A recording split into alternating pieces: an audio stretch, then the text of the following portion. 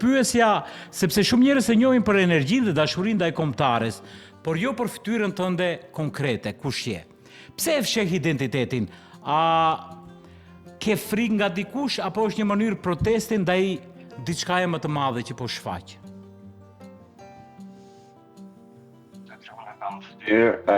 Kjo nuk ka të bëjë as me driteron, nuk ka të bëjë as me shkëlqimin, nuk ka të bëjë as me shpëtimin, po marr emra si shembull, sepse është shumë më e madhe se sa nga çdo individ që mund të jetë.